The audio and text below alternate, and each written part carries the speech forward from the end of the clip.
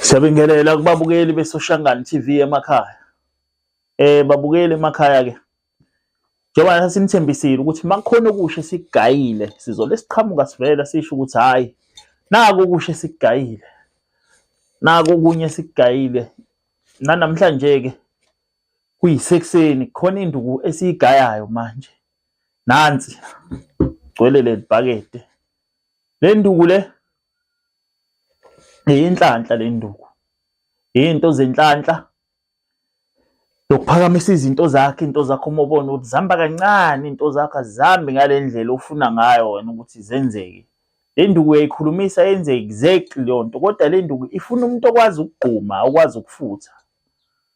Uma ungawazi ukufutha izokunika inkinga ngoba le nduku ifuna umuntu okwazi ukufutha, ozofutha futhi ngale bhakede leli any element. Uzofika abeke lamanzi akhe abe ngango-4 litha, afake o2 ababili kule nduku. Afake nombese. Umbese lo uvula le ndlela yakho yempumelelo. Ulwa nemimoya emibi ekwengamile noma kuthiwa khona isilwane esishadiswa nawe noma kuthiwa kunento eyaboshwa esigangeni yafungelwa nezinsila zakho, mhlambe yagqitshwa ethuneni. Le nto ukuthi ayishade nawe lo moya ke lo mbese ke ulwa naleyo ndlela leyo ukuthi uvule noma kuthiwa into zakho zivale kanjani noma kuthiwa khona okumele oyisitho okujikijelayo adliwe yilo mbese. Lo R2 laba balanda lenhlanhla yakho basondeze nalisidalwa lesi. Le nduku le ihamba nenye induku yokugcaba, fanele sithi masikunikile mawukude ube nomuntu ohlambulukile ozokugcaba.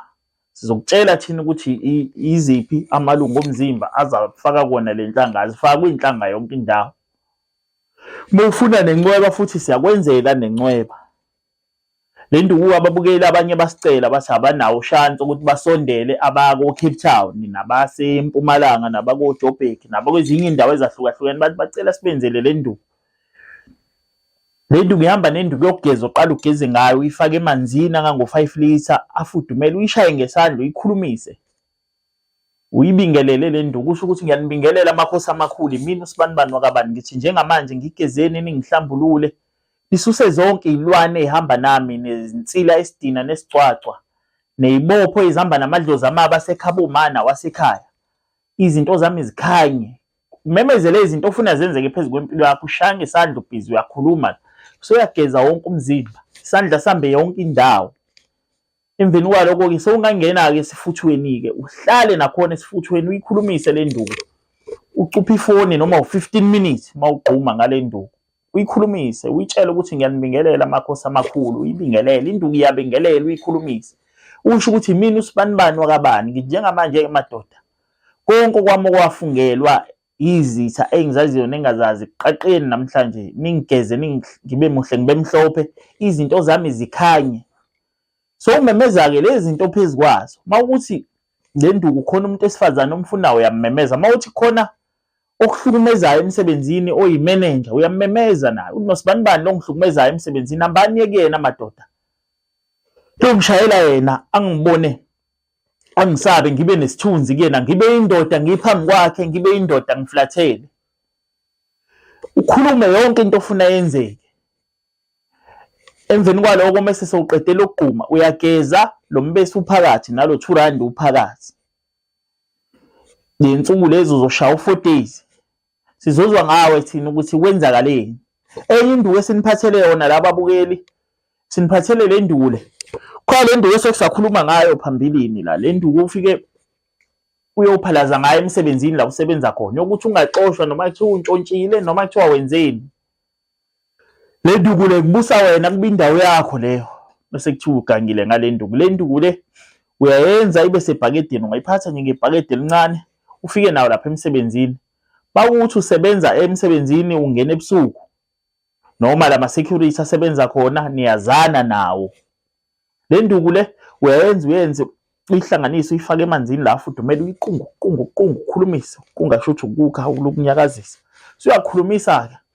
Uyakuphuza kugcwalisiso. Uyakhuluma ukuthi hayi le ndawo ke bafana bomoya ke sekweyami ke kusukela namhlanje akekho umuntu ongiphazamisa la. Kusho kuthiwa ngitshontshile noma ngenzeni ubale zonke lezi zinto ofuna zenzeke.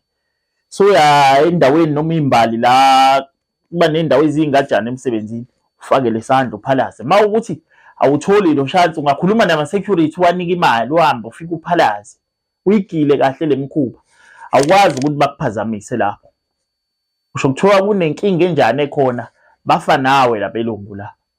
Induku yokuthi kubuse wena, noma kuthiwa kunendawo osebenzela kuyona uyarenta kulo nomzana wakho wona usebenzela kuyona, uvuka ekuseni uyovula usebenze, ungamshaya futhi ngayo le nduku uyiphuze bese uyakhuluma ukuthi hayi le ndawo bese weyami-ke mina osebusa le ndawo.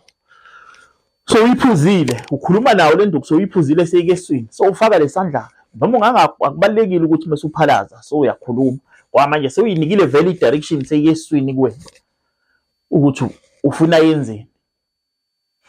Le nduku ibasebenzele kakhulu abantu phambilini bayincoma, nanamanje basayincoma, ingawo sithi hayi sikele nakuyona ukuthi nayo ikhona le nduku siyigayile. Ikhona-ke babukeli-ke emakhaya-ke esiniphathele wona esigayile, hhayi ngoba sizokhankasa njengoba sasinithembisile ukuthi makukhona induku entsha esiyigayile sofika sisho ukuthi hayi nayo induku entsha esiyigayile. Masikhuluma ulimi olujulile-ke babukeli, njengoba nazi-ke mase sikhuluma ngezinto ezinjenganemali singena ku-video call, akekho umuntu ofakela imali ngaqalwanga ku-video call ubone ukuthi imina lo ukhuluma naye. Inamba zami nizosibona la ku-screen. uFacebook anginawo babukeli, umuntu othi uyimina ku-Facebook kusuke kungamina lo, ngiyanixwayise babukeli emakhaya. Thokoza.